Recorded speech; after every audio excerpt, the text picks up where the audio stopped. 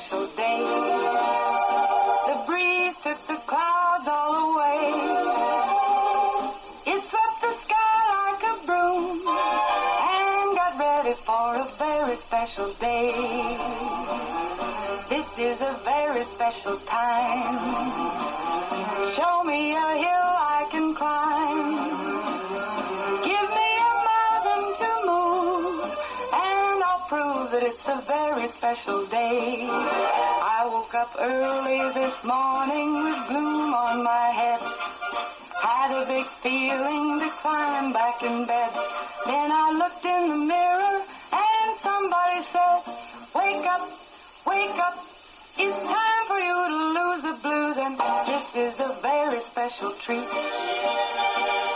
Tell it to everyone you meet that life is all for living and love is all for giving. So this is a very special day. Tell it to everyone along the way that this is a very special day.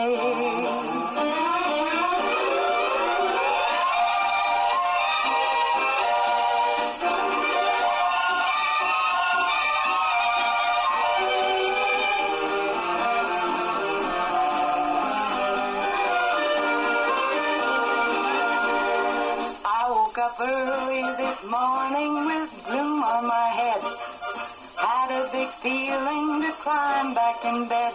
Then I looked in the mirror and somebody said, wake up, wake up. It's time for you to lose the blues. All right, good morning. Welcome to Coffee Club, and this is day three of Becky being in our nation's capital, so she's up there trying to make radio good for everybody. Yeah. And TV. But anyway, I've got Brad with us, and our guest this morning for Education Wednesday is Ciinton Blankenbaker. Welcome. Good morning. Thanks the for man having of me. many hats. That's right. That's what we were talking about before our air. Yeah, many hats going on this morning. That's okay. Rainy start to the day, Yeah. and looks like it's going to rain off and on, but it's going to be warmer, so that's warmer. a blessing. We'll take that. Yeah. That's Almost 80 on Friday. I saw that 78 Friday. I'll take every day of that. Nice. Absolutely. That'll get everybody ready for spring break here in a couple of weeks. Yes. Absolutely. So I forgot to do this beforehand, but Brad, would you name our sponsors for us? All right. We've got Meadowview Healthcare, Walmart, Salem Crossing, American Sport Prosperity, Mama Rose's, Fox Purley Wealth Management, Dr. Black's Eye Associates, Dr. Minnie Gunn, Marshall Monuments, Totally Baked Sweets, Springer and Springer Insurance, Schneck Hospital, Temple and Temple, and Wes Bowers for Commissioner. Awesome. And last night we had the sectionals began, and Salem won 52-39 over Eastern, and so they'll go on to play Providence Friday night. And in the Borden sectional, Lanesville beat Rock Creek 48-39. In the second game, West Washington by 7 points beat Henryville 62-55. So they'll go on to play Lanesville Friday night at 6, and Borden plays tonight, 2 games tonight, South Central and New Washington at 6, and then Christian Academy in Borden at 7:30. And then tonight at Salem sectional, Crawford County and Paoli will play the first game. Mitchell and Clarksville play the first game, then Crawford County and Paoli play the second game.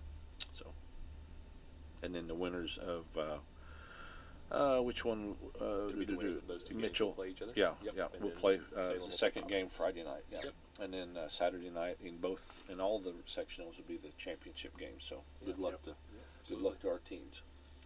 And so Ciinton, you're at the elementary school. Yes, sir. I have some notes here, and this is National School Breakfast Week. So Yeah, so we are in the middle of that right now. Actually, Mr. Dean is serving right now, and Matt Gorman, our facilities manager, is serving this morning. I know we've had some of our police officers coming in this week, and firefighters. We've also had, I know our school board members, I believe, are coming in tomorrow to serve. And Karen does a great job of getting people in, making sure that our kids see new faces and faces in the community. I know yesterday Mayor Green was there, and I think Mr. Lipka was there as Mhm. well serving. Yeah. So I mean, just a real nice way to get people in our community involved with our kids for breakfast. Yeah.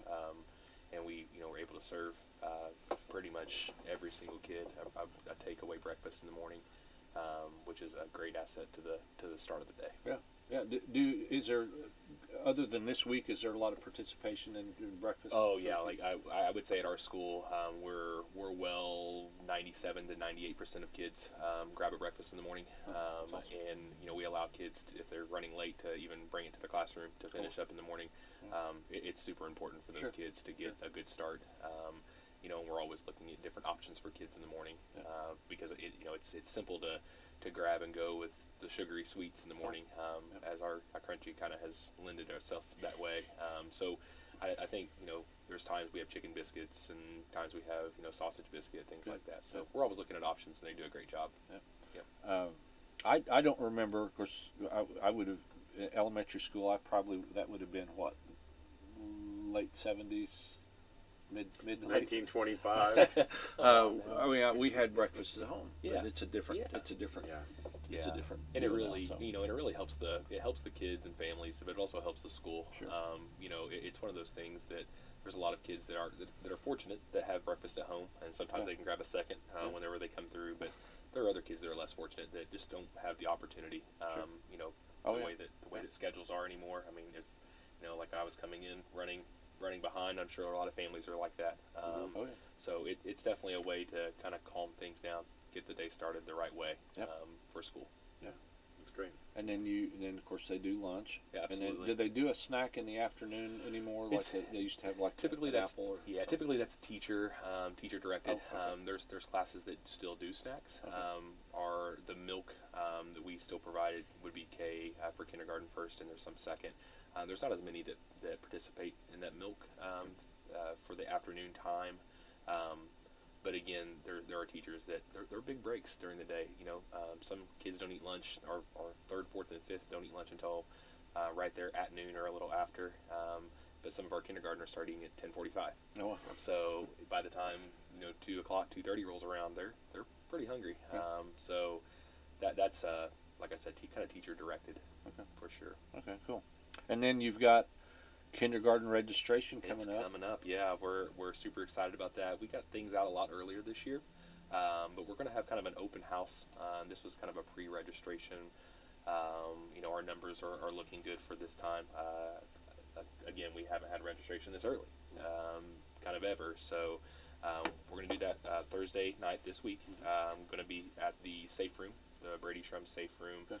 The teachers are going to have their classrooms open up to allow parents to kind of come in, walk around, fill out any paperwork that is still missing. We'll have our office staff there to fill out paperwork, and just a chance for the families to kind of get acquainted.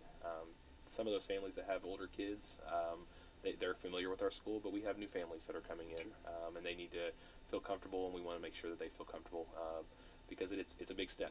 Sure. Sometimes it's harder for the parents than it is for the kids. Many times it's that way, actually, and that's not a credit. It's a lifestyle change. They're used to having their kids around the house, around partial days for preschool, but stepping into kindergarten, it's the start of a 13-year journey that it feels like a really long time, but I think assured as parents, we understand it goes by really quickly. And you wish the time would slow down. And people say that, and you think that's really cliche when people say it, but that is 100% true. Sure. You'll send your kids to kindergarten, and then all of a sudden they're turning 16, and you don't know what happened with all the time. So yeah, we're super excited. Our staff is excited to welcome new families in. We're excited to show off some of our new and exciting things that are going on around our school. We have a brand new gym.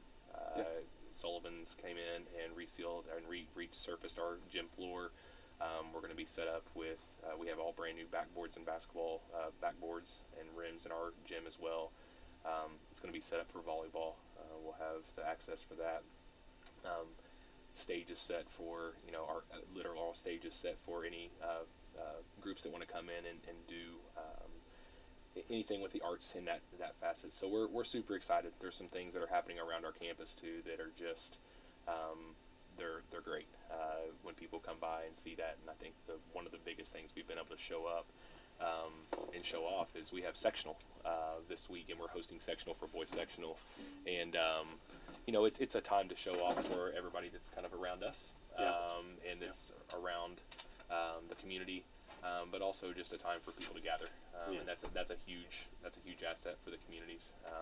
So we're really excited. We're excited to have new families, excited to have new people around campus, just to see the new things that are happening. Now, is this kindergarten? I can't remember. Is this all day or? Kindergarten's all day. Yeah, that's the only thing that's offered now.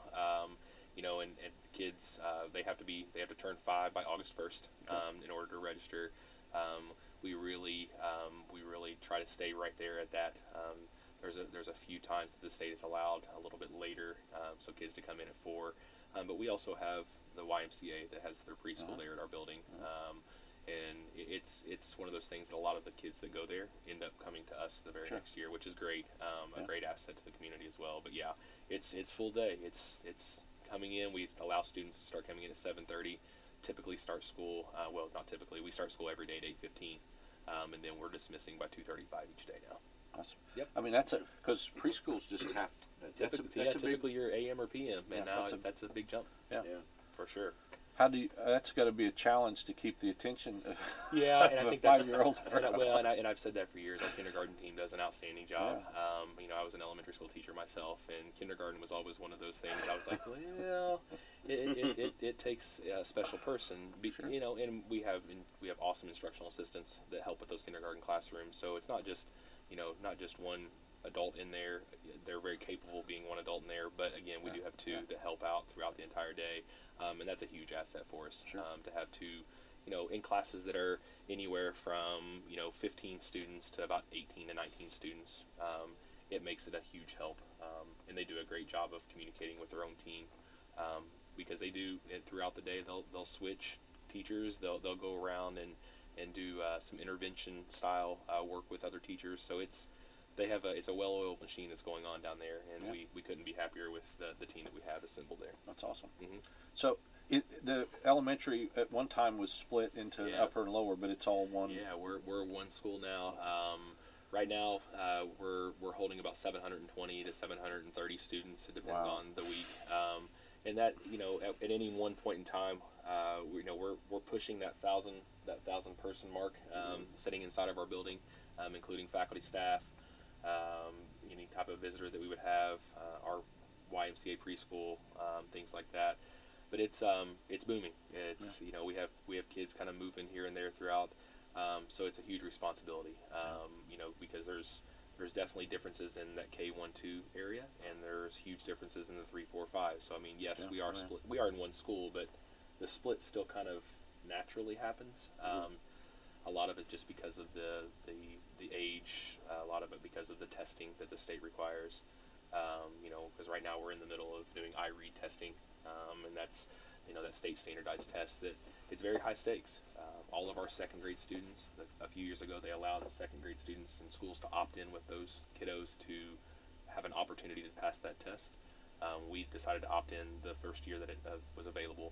But it's a test that they have to pass by the time they finish 3rd grade. If they don't, the state forces a retention, and it's reading on 3rd grade standards and reading right there. So I was a teacher at East Washington whenever we started that, and it was high stakes for quite a few years in a row. The state kind of laid back off of that a little bit during COVID times, but we're back into students have to pass that test by the time they complete 3rd grade. Now they have multiple opportunities, usually 2 opportunities per year, school year. But it's definitely one of those things that that's the differences in lower elementary in comparison. Now that doesn't discredit anything that the lower elementary is doing. They're preparing those kids for the state standardized test.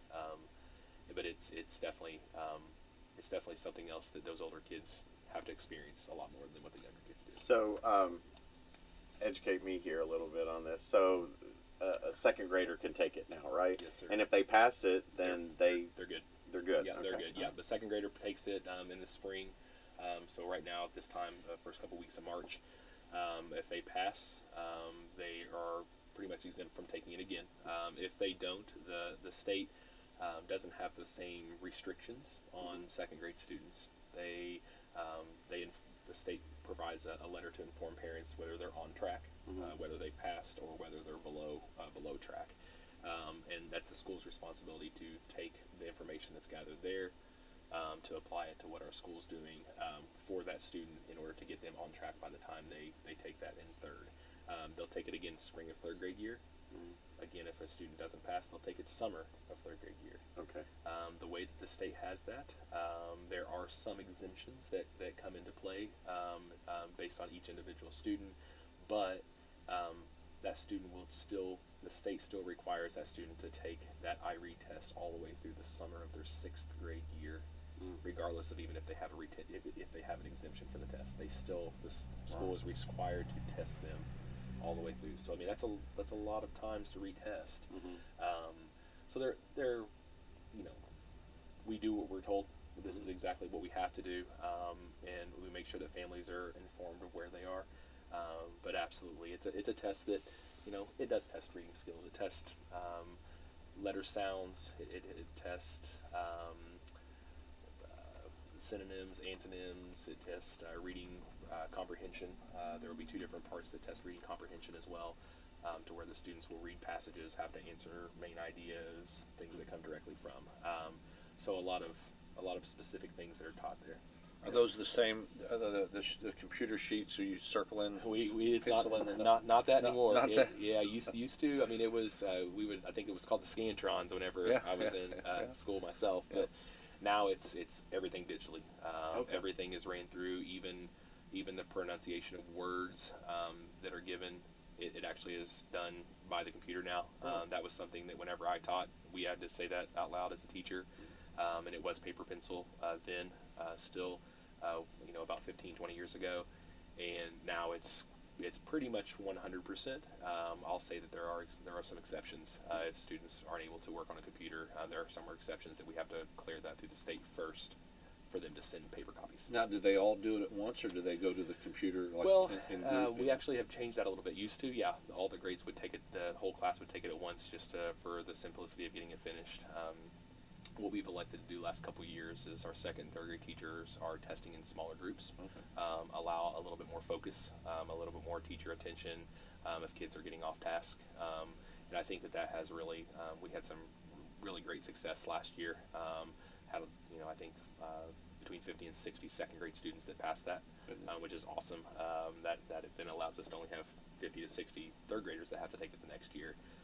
Allows us to really focus on that. So there are definitely different ways the state allows that, but we've found success now in doing the smaller groups and allowing the teachers to we'll have coverage for the classrooms and have the teachers actually teach or provide the test and be the test administrators. Cool. And is that the only thing they do in elementary now? No, that's just the tip of the iceberg. So that's the tip of the iceberg for second and third grade, and then again fourth, fifth if we need. We actually do the iLearn test now, which would be the old iStep. Okay. What we would have taken whenever we were going through. That's going to be after spring break. The state actually now provides checkpoints. They'll do checkpoints 3 different times of the year over different standards. They tell you the exact Indiana standard that's going to be on there. You have 2 opportunities to take each of those checkpoints throughout the year before actually taking this summative exam there at the end of March, beginning April. That is for 3rd, 4th, and 5th grade students. It actually goes all the way up through middle school. It's 6th, 7th, and 8th grade students take a similar grade level appropriate exam there. And that is what the schools, when the state talks about school grades, that is what that is based off of. Okay. And typically all students take that. It doesn't matter if they're a gen ed student, a special ed student, everyone takes that test to kind of give an idea of where it's at. Our school was fortunate enough to be selected to take the NAEP test this year, which is a national test that gathers data. So we have about 50, I believe it's 50 or 51 4th grade students that next week will get an opportunity, if you call it that, an opportunity or voluntold to get to take a test to gather data based on, and the state actually picks which subject area they're going to test on. So that could be language arts or math. So we've had to work closely with them. So what's the criteria to get chosen for that? I think it feels to me random. It's been a while. This is the third year that I've been the principal at Brady Shrum. Prior to that, I was the assistant principal for 4 years, and I believe this is the first time that I can remember that we've had to take this. Okay. I would say it probably comes around every 5 to 6, 8 years. I'm not sure. Yeah. But this is kind of where, and again, it's to gather data for them. We actually don't get to see any of the results at all on this test on the NAEP solely. But on the I Learn and I Read, it's typically pretty quick turnaround anymore. Used to, school would have to wait, a month to have data come back. Now it's pretty instant, usually within 24 hours. What kind of topics are on this new test? The NAEP test, NAEP, it would just be based on again standards for the 4th grade, where kids should be at typically nationally. Is it reading or does it have math and? It would be both. Things? Actually, the test administrators, they actually tell you what the student will be tested over. They say it's either math or reading. It's not both. So when the student comes in, the parents were provided a letter. Not all 4th graders will take this. It's only about 50%, not quite 50% of our kids in that grade level. And the state is the one that comes through, takes your roster, and randomly picks students for that. They don't look at any background information. They just randomly pick 50 students, and it's a learning process for me this year as well. But again, we're right in the middle of trying to focus on 2 pretty important tests for our state and for our kids too. So, we kind of continue to move forward. Trying to continue to make education fun for kiddos, but also with the understanding that it's standards based. These are the same standards that every kid in Indiana are required to learn. No matter if you're in inner city Indianapolis or if you're in Washington County, Indiana, it's very important for all of our kids to have the same exposure to those standards. Yeah. And 4th grade, 5th grade math today isn't the same 4th and 5th grade math we had 30 years ago. It's the same actually the same conversation I had with some parents of 1st grade students. Kindergarten and 1st grade is not what it was, 15, 20 years ago. Sure. By the time we're in 5th grade, we're learning algebraic expressions. We're already talking about some things that probably we were seeing in 7th grade, maybe in 6th and 7th grade, maybe 8th. But the kids are very resilient. They're coming through. The teachers are doing a great job covering. And a lot of it is the presentation of how the teachers can cover that. Math was always an easier subject for me to teach whenever I was in elementary school.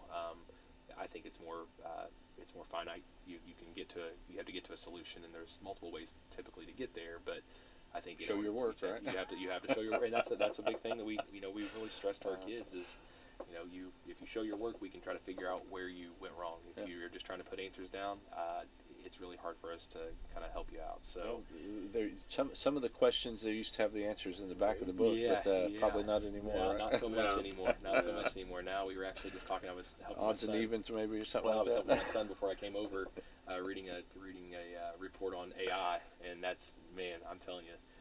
That's one thing that middle school and high school administrators, they really have to focus on right now, is artificial intelligence. What you're able to do in that is far beyond what we can even imagine, I think. And I think it's moving so fast and so quickly that the things that we think are right in line, it's really, those are, that's last week's news. Yep, they're updating it more than GPT and Grok and Gemini every 6 weeks. It seems like, and it feels like that it's completely new. It's a whole new program. So, but absolutely, it's there are things that we teach our students now, and again, I know that a lot of parents have a hard time with maybe even the way that we teach our students now.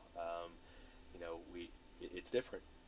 We still try to teach them the standard way of what we learned growing up, but there are definitely different ways that the curriculum in the state is kind of asking schools to teach and techniques to use to teach kiddos. So it's education has definitely changed, and it's ever evolving, it feels like. Yeah. Wow. It's you probably don't know. Honestly, when you leave in May or early June, what you're going to get. It feels like there are different. There are definitely different targets that kind of come up. But that's part. I think that's part of the job now. It's part of just kind of going with the flow when need be, making sure that you're taking care of kids. And I always tell I always tell my staff and tell the people that are close to me, it still has to be about the kids, regardless of everything that goes on. And we think, we can have our own opinions and thoughts. It has to be about the kids and caring for kids and treating everyone's kids like I would want my kids to be treated if they were sitting in that seat. And that's, some days that feels hard. Some days it feels like the communication between the school and the parents may not be exactly up to par of what the expectations for both parties would like. But ultimately, we are trying to keep kids safe and look out for not only the well-being of all of the kids, but also the child that's sitting in that seat across from us. And that's, some days it feels harder than others, but that is always in my mind, and I know in my team's mind, in our teacher's mind, that's always in the middle of it.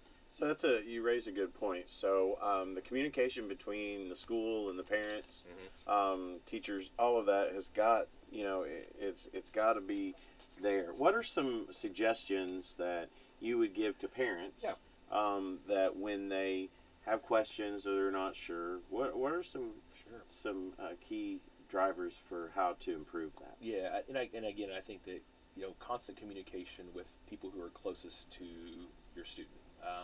The student, your teacher that your student is with, 6.5 to 7 hours a day. Typically, they're going to have the best data, the best information. That doesn't discredit having to call into the office and talk to us by any means. We have two great counselors as well, Mrs. Ponder and Miss Davis. But I think that the number one thing that I would do is communicate with teachers. Make sure that if you have something that's a question, don't ever feel like you're being a bother. You can advocate for your kiddo and understand what's going on, because sometimes you may learn more information by reaching out than you even were looking for.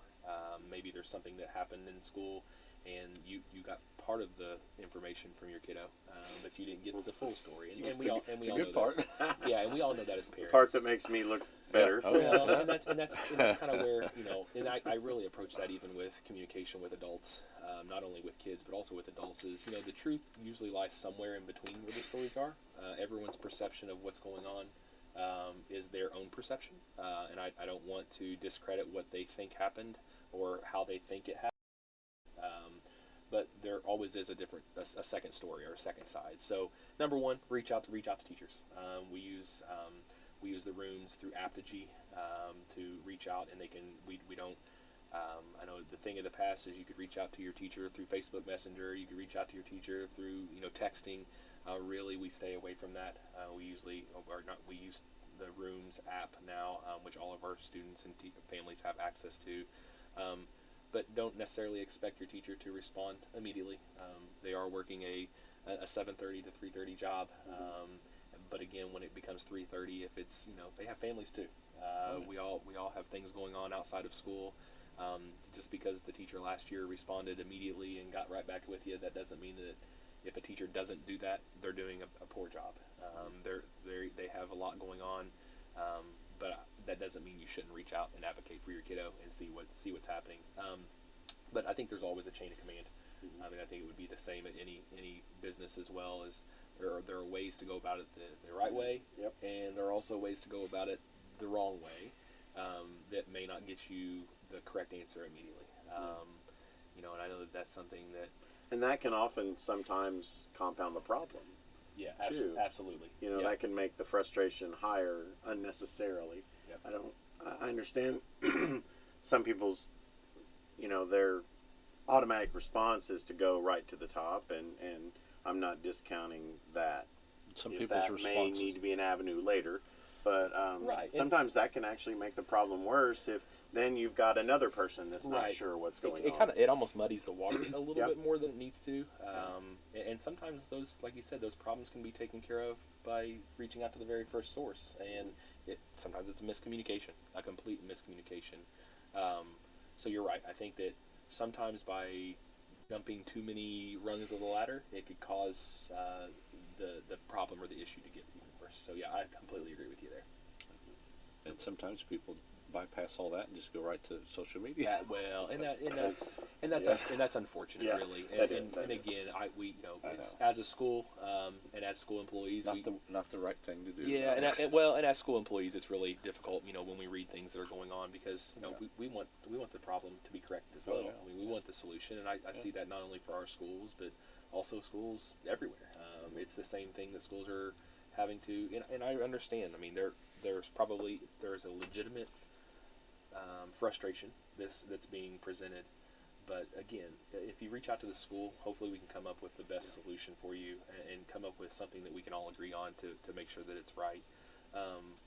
And again, I don't know why that it feels appropriate necessarily to do that, but we know that there is a problem. There is something that needs some attention and a solution. So we always welcome people to call in, to come in, meet us face to face, try to figure out what's going on, the best solution that would work for your family, work for our school family. Because a lot of times we can come up with that solution and make everybody probably happier than what you can even imagine, and make sure that it's taken care of. Because a lot of times we're not aware of what's going on. We can't help fix things that we're unaware of. Right. And sometimes when things happen immediately, it needs to just, a lot of times, taking a deep breath, figuring out what the next best step is. But you're right, social media makes it really tough. And that's not to say that it's wrong, but a lot of times those solutions can be handled either face to face or with a quick phone call and be taken care of. Well, with technology, and then I mean, I guess it'd probably been 50 years ago when I was in kindergarten. So and somebody would say, "Where's your phone?" I would say, "It's at home by the kitchen." Yeah, Exactly. Now you've probably got I would second graders maybe that have a phone. Yeah, absolutely. And I would say a good percentage of our upper elementary, our third, fourth, and fifth, I would say a good percentage of those kids have phones in their backpacks throughout the day. Now we don't have as many issues as I had whenever I was at middle school with phones. But again, there are still times that we have some issues that are going on there. And I think that's just the time and place that we're growing up in right now. Yeah. That's the difference in times. Like I said, I don't ever remember having a phone ever, through maybe getting into middle school and high school for me, and that was in the 90s. I mean, there is some use. I mean, no, absolutely. I remember in math classes, I can't remember what grade we had to have one, but we had to buy the scientific calculators, which were $60, $70. Sure. And now you've got an app, or even just your regular calculator will do a lot of this stuff. Yeah, So you have like I said, artificial intelligence. Back to that, you have where you can actually just take a picture of the problem and it'll show you every step to get to the solution. I mean, it's really times are changing. That's at home, not during school day. Yeah, absolutely. Well, and that's one of the reasons that it really is. I mean, you have to pay attention to what kids are using and how they're using it and when they're using it, because there are appropriate ways to do that. But there are also ways that it would be really difficult. It's nice when a kid can write down all of the correct steps, but is that coming from them or is it coming from their phone screen? So it would have helped me because I couldn't figure out how to get to the. I mean, I could sometimes come up with the answer, but how did you get there? Every step, and I didn't cheat. I just knew that this something was the answer. But it would have helped me maybe to see every step the books used to give you it'd show you a couple, or maybe even the teacher would walk you through how to do. And but then number 6 is completely different. How do you Well, that's what I was talking to my son this morning when he was writing that. I was telling him, I said, but the thing is you have to continue to fact check. There's no doubt that even artificial intelligence, they can be wrong. Don't always assume that it's 100% factual, and you have to. So I think that's the other thing that we have to make sure that kids are understanding is that it is simple, it's quick. It gives you an instant response, and I think that's the kind of life that we're growing up in now. Is that when I want to know an answer, I just have to sometimes just speak into my phone, and it'll tell me an answer within 5 seconds, and that's the fast pace of life. I think unless you're using Siri, and Siri will say just look it up on the internet. Can I suggest this site? No, and that's the thing that I think that we sometimes are we're moving so quickly, and we don't take time just to take a breath and one thing that I like to go by is just be where your feet are. Yeah. And sometimes that's hard. I won't say sometimes, it's really hard to be where your feet are when you have 15 different things going on in your brain, and this has to be finished at this time, and you have a timeline in your head. But sometimes that's really the most important thing, is just be where your feet are. Take care of the people that are real close to you and right around you, because again, just lending an ear for people to talk to, sometimes hearing what's going on with their life, it doesn't make the things that we do feel so big, feel so stressful.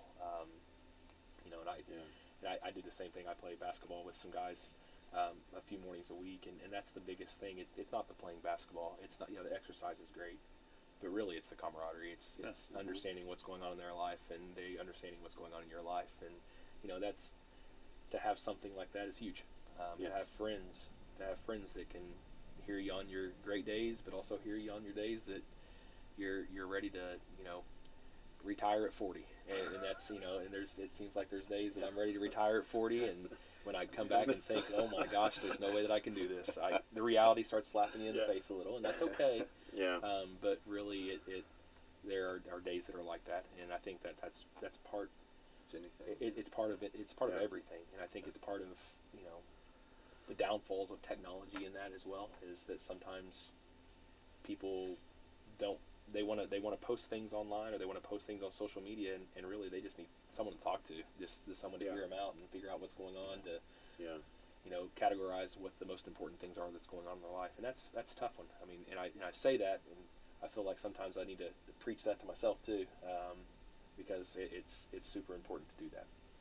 Yeah, that is true, and I think the older you get, you'll have very few people that will say, "I regret living in the moment." More people will say, "Wow, there's a lot of times I wish I would just, enjoyed the moment." So. And it's usually it's always too late. Yep. And that's what it feels like. It's always too late. And that becomes even more of a situation whenever when things start happening to people that are super close to you, that made a huge influence in your life. And there's a teacher at Salem Schools that we lost this past month that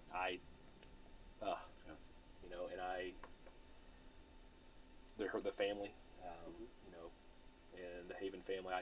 It's one of those things that you stop and you understand how much someone can influence your life in a positive way, but that doesn't take away the hardships, and it doesn't take away the things that, like you said, stop and be around and live in the moment, do the things that you're supposed to do. But it's things become really in your face really quickly. Yeah. And that's the. I this is just my opinion. So I think sometimes living in the moment is also facing the tougher stuff to where it doesn't grow. Mm-hmm. Sometimes in the moment, if you ignore some of those things, living in the moment can mean you have a better outcome.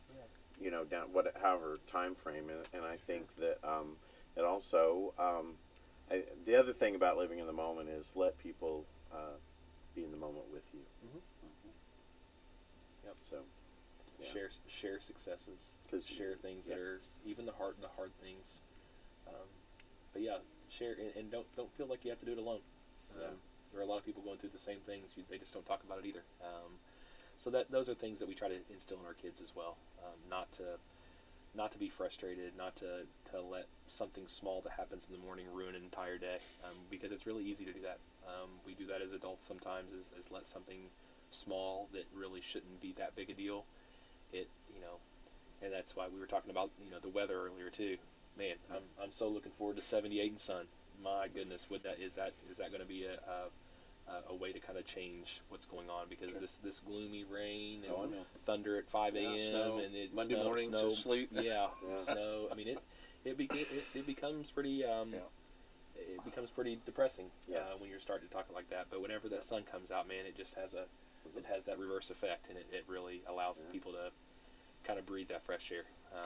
So I said sometimes we just need to open the windows and just let all the old go out, and that's where we're at. I'm on a countdown. I'm 4 weeks away from pool open, so I'm good. Oh, okay. Yeah.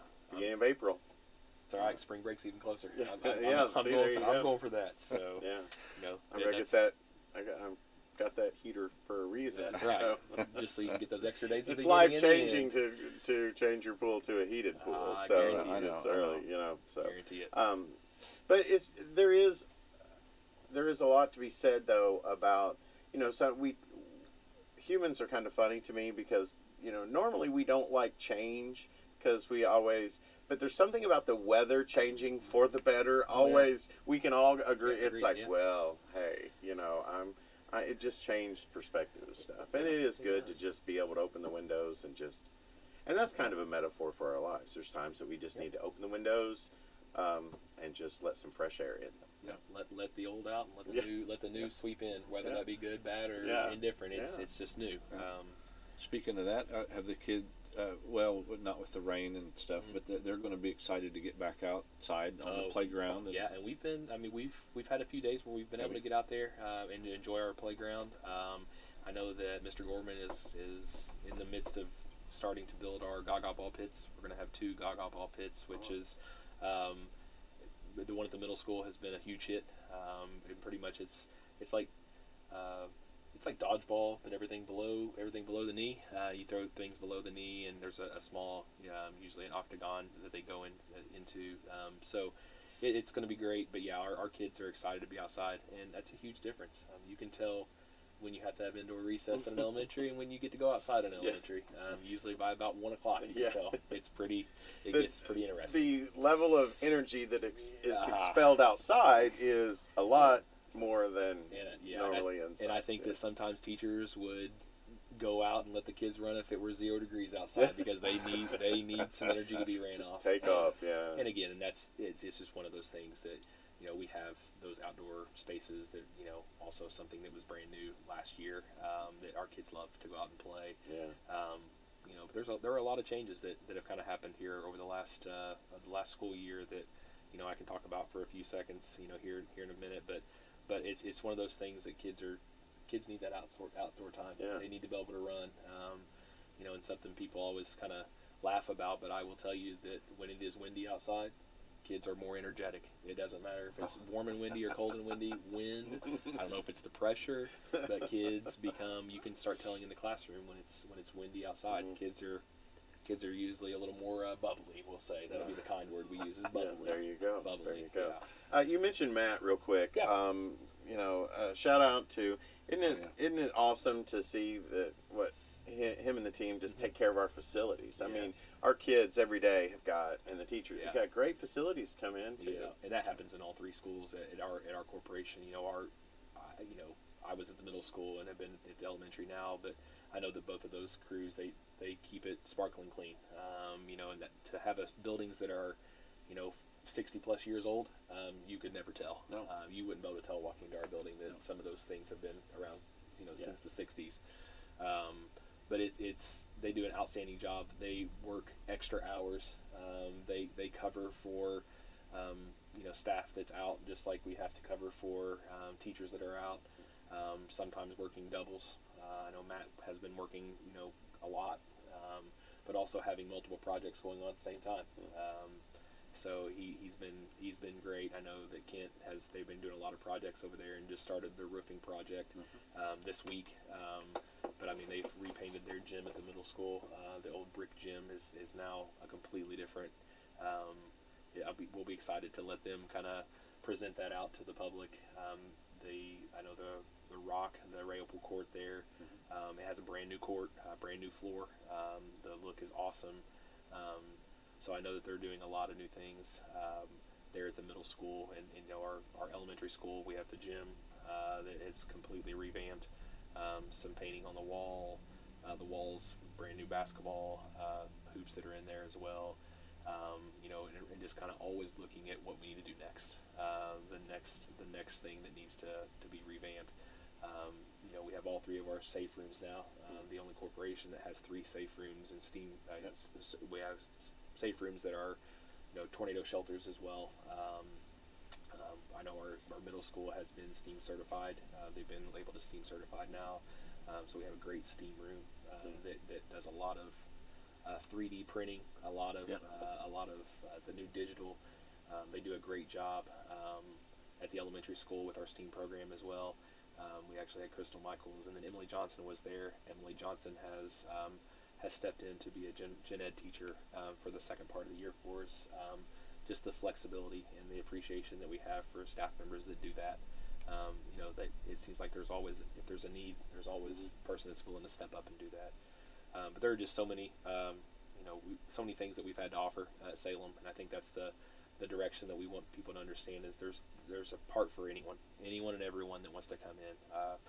If you were around our campus this past weekend, we had the Suzical the Musical that was being put on by Miss Kimker and her theater team. They did a great job. Had a ton of kids from the elementary that was in there as well. We had our book fair last week at the elementary school, and they did a great job. Was able to reach a ton of families, a ton of kiddos. Like you said, open house coming up this Thursday from 5 to 7 at the Safe Room. No need to necessarily pre-register if you have a kiddo that you just want to come check it out. We invite anybody just to come check it out. Today, our 5th graders are in Biztown for the second day this week. Cool. We had half of our kids go Monday, the other half going today. So they'll be returning back to school today about 1:45, 2 o'clock to enjoy their community that they've built down there. Basketball sectionals happening at Salem schools for the first time in a while. It was a great atmosphere last night for the Salem Eastern game, and like you said, there are 2 games tonight. There'll be 2 games on Friday, and then the championship game held on Saturday. They've redone our basketball court at the main gym. If you haven't had a chance to stop in by there to see that, it's awesome. It's a great visual, a great location to play. Our high school weight room, one of my assistant principals, Clayton Sullivan, came over, and I think that was able to take kind of a tour. Mr. Setzer gave him a tour of kind of his facilities over there, and I think he came back and was amazed at what we have as our weight room, what we have as our football field, soccer field, and football field, the turf. I know that we've already taken our middle school baseball kids out there this year. Softball is using it already, and yes, it is labeled as the football and soccer field, but you can do so much more. I mean, we're hitting ground balls on that. We're having long toss. Track is in swing right now. Was able to watch one of our high school athletes high jump 6'6" the other day in practice at one of his first practices, and I was like amazed. I mean, that's something like that. When you see kids that can do amazing things, and jumping 6'6" early on in the season, I would classify that as one of the amazing things. And I think that there's just so many things that are going on. We actually have a STEAM night coming up next Tuesday, March 10th. That's going to be at the middle school, Ray Opal Court, from 5:30 to 7:30. And the same night, we're going to do a night of the arts where the choir and the band is going to perform at the high school, 5:30 to 7:30 at the Randy Johnson Fieldhouse. And the last 2 things on my list, we have a blood drive coming up on the 17th of March from 8 to 3 at the school, and then spring break. Yep, the week of the 23rd through the 27th. That's coming up quick. There's a lot of things going on, but it feels like that. There's always things going on at the schools. We always invite anyone that has questions to come on in, take a tour, see what's going on, see what we have to offer. And again, I think that we're building something that is people can be proud of. Sure. There are a lot of additional projects that are going on that I don't know if I'm at liberty to say, but again, just to know that it's going to be the things that are coming is going to be great. Yeah. Now, when you come back from spring break, is that kind of the downhill? Well, I mean, still got a lot testing. of stuff. Really for our 3rd, 4th, and 5th grade students. I mean, that really becomes that.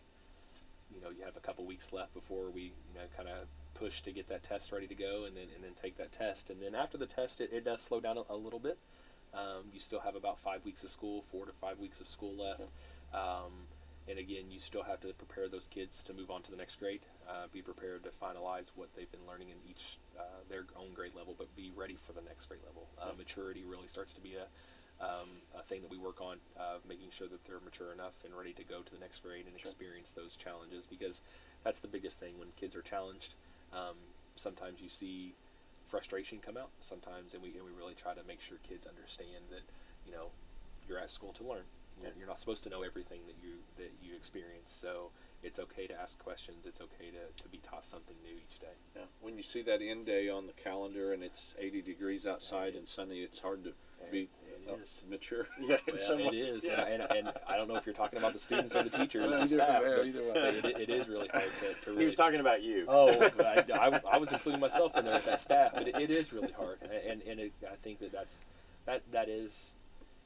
that is one advantage of doing those synchronous and asynchronous days. I know that it does put a hardship on families. We understand that. Trust me, I could poll our staff, and I would bet you that 95% of our staff members would just rather be at school.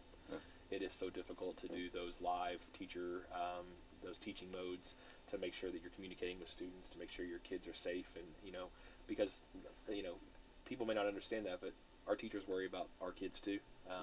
They're not our biological kiddos. They don't live in our homes, but I mean they live with us for 7 hours a day, for 180 days. I mean it's we're part of their lives like they're a part of ours. So we do our teachers do worry about what's going on at home. We do worry about how we can help kids. That's not being judgmental. It's not being critical by any means. It's just being part of the village. It's just being part of it, and understanding that everybody has their normal. Understanding that what we feel is normal is not what student A, student B, student C, their normal is completely different, and it can look completely different in their home, how things work. And I even talked to some students about 2 weeks ago, and I talked to them about being curious and not judgmental. It's okay to be curious about something and about a situation that someone's going through, that a friend's going through, that a new student's going through, but as soon as you start judging them, you know nothing about what they're doing. You know nothing about what they have to experience when they walk through the door at night, or when they have to get up in the morning and take care of themselves to get on the bus. So being curious is asking questions, not from I'm trying to make you feel bad, or I'm trying to make you feel inferior. It's more of, what can I do to help? What can I do to make your life while you're here with us calm? Because we tell kids that all the time. When you walk through our door in the morning, you have the same opportunity as every other kid in our building. Now again, the way you started may be completely different, and what you go home to completely different. But while you're here, we're going to show you the same care, the same desire to make sure that you can learn, and really, it's what you want to put into it. And that's hard. That's a hard thing to teach kids whenever they're thinking about a million things at home too. It is, because even kids that are 6 years old, they're knowing when mom and dad or grandma and grandpa is having a hard time. They get it. They can feel. It's not, they're not immune to that. So that's the thing. And I think the important thing too, to me, is there's. I think people at times don't give teachers or educators or people working with their kids enough credit, so to speak. But there's always going to be things that these teachers and educators and administrators and people that run across our kids' lives that they may never know until 20 years later the impact they had. Right. And in some points they may never know. Right. But I think that we've got to always understand that it's kind of a thankless job, because there's going to be, but they're not in it to be thanked. It's not that, no. But at all. But I think it's like, you got to realize the important work that people do with our kids every day, and the impacts they have that can change the trajectory and open doors of opportunity when they may not be there. And I think that's important. That's important work. And I think that, as long as everyone understands and is at the same understanding level, is that, whenever kids come to school, we know that families are sending their best. They don't wake up every morning and say, hey, I want you to act up today. I don't want you to get in trouble because I want to come pick you up. But the same goes the other way. Jeannie, I can imagine she would say that. But the same goes the other way, is that, whenever situations happen in class, we're not looking to cause issues or trouble. We're not looking to cause more work or more situation. What we're doing is we're trying to come up with solutions to teach kids that, what happened can't continue to happen. or there's a different way for that to have a better solution at the end. And I think as long as everyone supports each other and understanding that, we treat your kids like they're ours, like it would be the expectation. And there are people that we have bad days. I mean, there are people that have off days, and we got a million things going on in our mind about what has to happen after school with our own families, and but ultimately our goal and our job is to make sure that those kids are cared for. They know that there's another adult in our building that looks out for their well-being, wants to support them with the things that they're doing in their life, because there are a lot of opportunities. I mean, kids have, and kids and families. I mean, my family's a prime example. We do a million different things, and I feel like I'm never home. And my wife, I'm sure, feels like she's never home, because we're doing, if we're not in Salem at the schools, we're taking kids to volleyball practice. We're taking kids down to Jeffersonville for training. We're taking to baseball. I mean, it's a nonstop thing. But I know that one of these days that's all going to stop, and we're going to wish that we had things to fill our time that are like that. But country song, you're going to miss this. Yeah, absolutely. And I think that's but when you're in the middle of it, man, it feels exhausting. Yeah. Man, it feels exhausting. But we know that everyone comes from different walks. And you'll have to experience adulting at Disney World. Oh, yeah. No, thank you. Yeah. Well, we did the Disney World thing a couple fall breaks ago, but that's as parents, and it exceeded my expectation, because my expectations, unfortunately, wasn't very high. So, but it was, I can only imagine. Yeah, hard pass on that. Yeah, it's hard no, huh? Yeah, even at 20 years old, no, we're not doing that. It's enjoy when you're there with children and they're having the fit, but when you're there without children and you see it, it's a little more enjoyable. Yeah, so you're like, oh, that's you have fun with that. So Disney World is not for kids? Is that what you're saying? No, it's just for fun your own. It's Don't just take fun your own. Yeah. Well, you blew $3,000 for that. Yeah. You will enjoy this ride. How about that? Yes. No, there's no crying at Disney World. But yeah, it's definitely it's one of those things that, like you said earlier, it does take a village. It does take a whole group of people from different walks of life to understand what's going on to help kiddos. And we have a lot of both of my assistant principals do an outstanding job. Mr. Sullivan and Ms. Caldwell do a great. Our front office staff, our counselors, our teachers. I mean, we and it goes all the way through. We talked about this the last time I was on.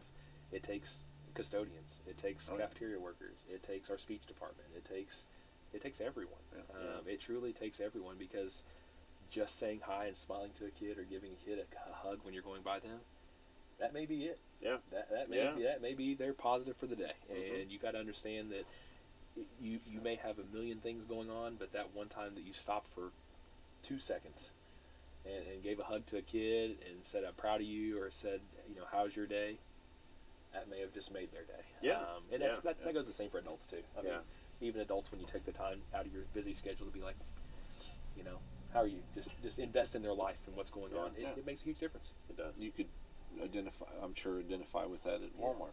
Yeah, we have, and that's one thing that we're proud of with our successes, because there's some of our associates that that may be the successes of their life, just because of whatever, and so, yeah, absolutely. And I think you said, you stop and take 2 seconds, but to that person, it's probably it's more than that. More than Yeah. that. So I think and I think we sometimes forget that, And that's something that, like I said, I can sit up here and preach it, but I have to do it myself. I don't take enough time to reach out to our staff to see how they're doing in their personal lives. I know that they're going through a million things too. I'm gonna challenge myself. That's gonna be one of my things that I have to challenge myself for the rest of this year moving forward. Is I got to invest a little more in what they're doing. See what I can do to know what's happening in their life. To give them opportunities to feel a positive. And I think as long as we can do that here and there and do that as a community, I think that we're going to be on the right track. We're going in the right direction at least. Is there time built in during the day for that interaction? But it's all work. I mean, that's the thing. Yeah, we do have time that we have their prep period that they have. Everyone has specials the same time for the grade levels.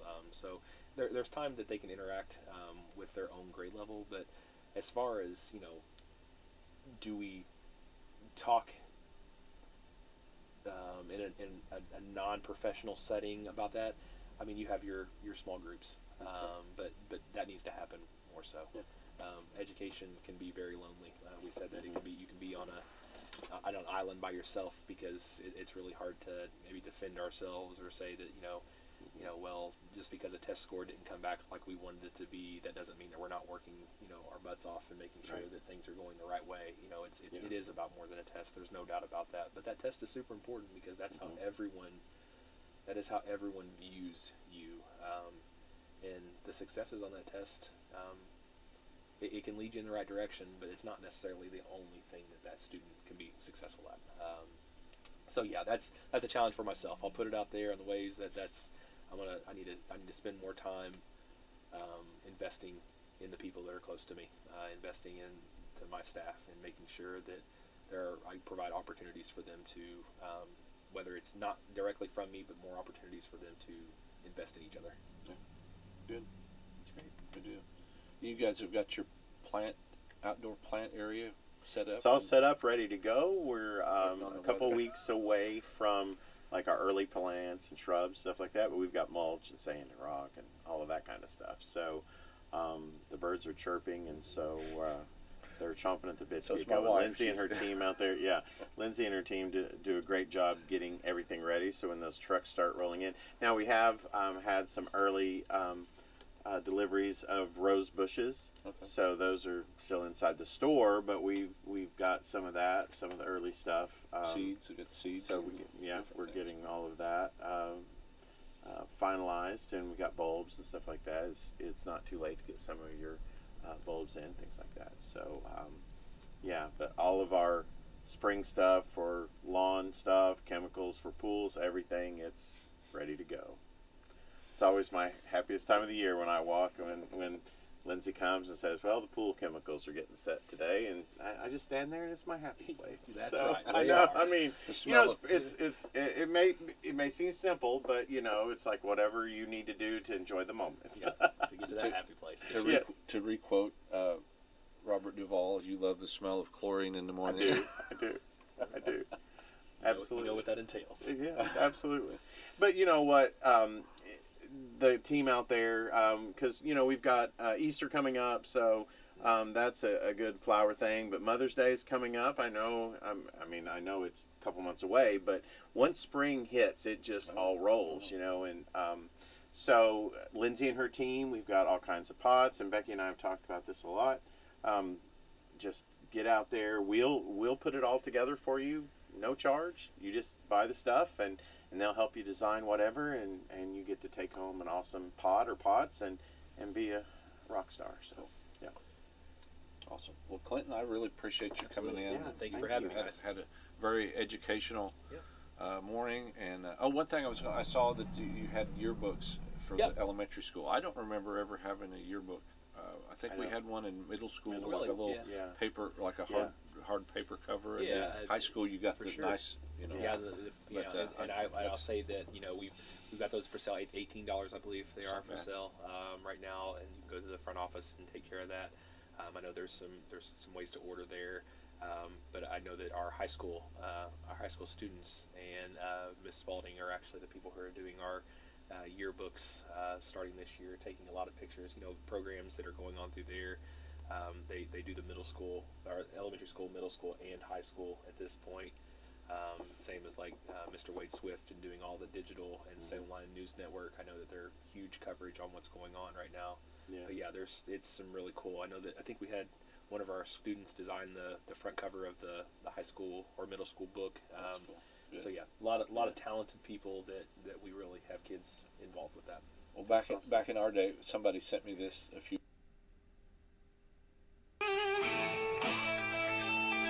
Let's go, America! It's time for the Rick Burgess Show!